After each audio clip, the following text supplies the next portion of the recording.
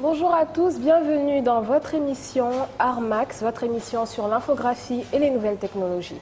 Pour ce premier magazine, nous allons parler de 3 thématiques.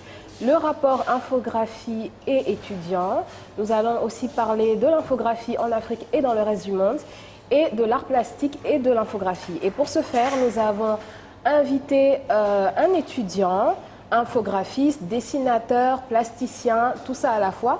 Son nom c'est Papis Détié Thiam, alias Pacheco, et il va nous parler de lui tout de suite. Bonsoir Détié. Bonsoir Soraya. Ok, alors Détié, est-ce que vous pouvez nous parler un peu plus de votre parcours? En fait, moi j'ai fait 4 ans à l'École nationale des arts. Après ma formation à l'École nationale des arts, je faisais là-bas de l'art plastique. On faisait 4 matières, le dessin, la couleur, graphisme et la couleur. On faisait tout ça là-bas. Bon, après ma formation, j'ai fait une formation en infographie, PAO, ça veut dire publication assistée par l'ordinateur, dans un centre de formation d'application qui s'appelle Futuris. Futuris. J'ai fait 3 mois là-bas. Après avoir fini cette formation, eux, ils m'ont pris dans leur entreprise qui s'appelle Les Pages Jaunes du Sénégal. D'accord. Et tout ça a duré combien de temps à peu près? À peu près durant 7 ans. Donc 7 ans de formation complète.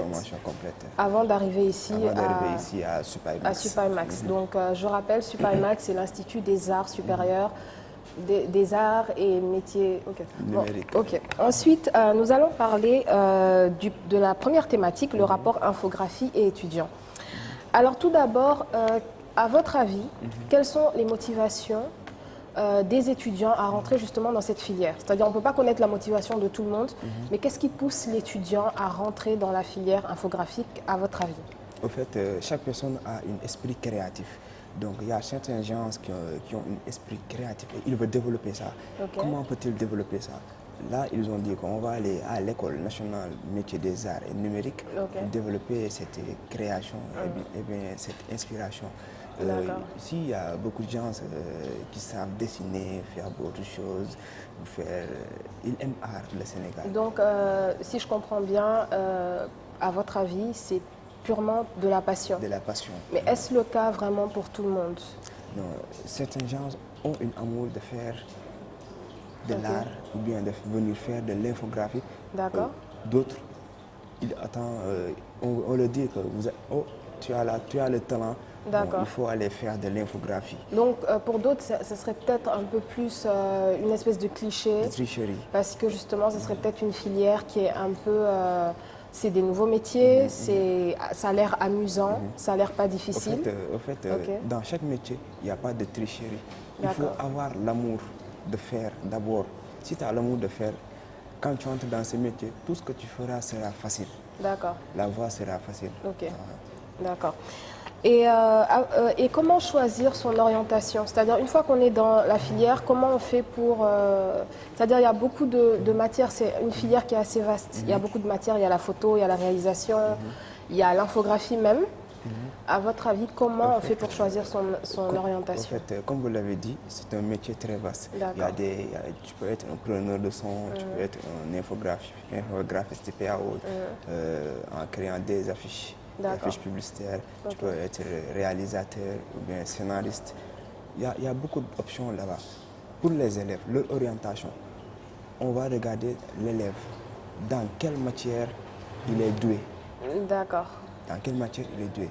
Peut-être qu'on va avoir des débauchés dans les imprimeries, dans les télévisions, dans les studios, le cinéma. Le cinéma. Et le cinéma, c'est quoi exactement? En fait, le cinéma, c'est une forme d'expression artistique. Consiste à composer une œuvre audiovisuelle qui s'appelle film. D'accord. Donc dans ce milieu, en fait, on peut être infographiste comme réalisateur, comme photographe. Il y a beaucoup d'options là-bas. D'accord. Et donc ce que vous disiez tout à l'heure, c'est-à-dire que l'étudiant, par rapport justement, doit venir en fait explorer son talent et par rapport justement à la filière dans laquelle il se dirige le plus, peut choisir son orientation de cette manière-là. L'orientation, ça dépend de l'élève. Ça dépend de chaque personne. Dans l'option où tu te sens à l'aise. Ok.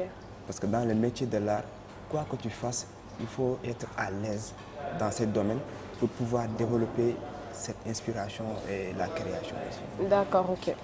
Donc maintenant, nous allons parler de la deuxième thématique qui est la filière infographique en Afrique et dans le reste du monde.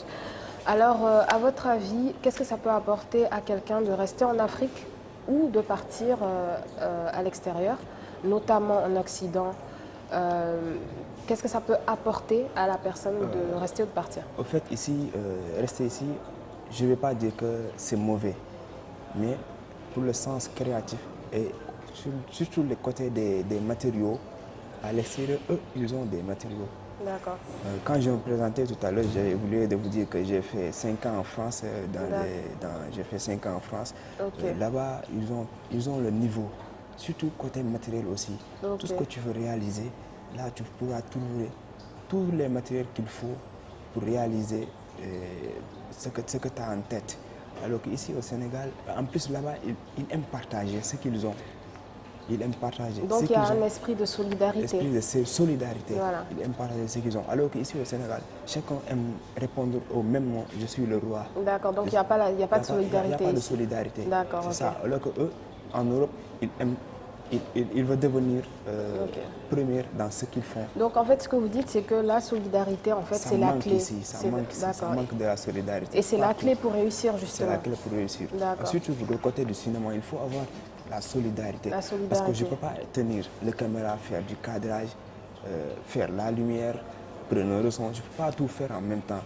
D'accord. Je ne peux pas tout faire en même temps. Donc ça manque la solidarité. Si tu veux développer quelque chose, alors que moi j'en sais quelque chose.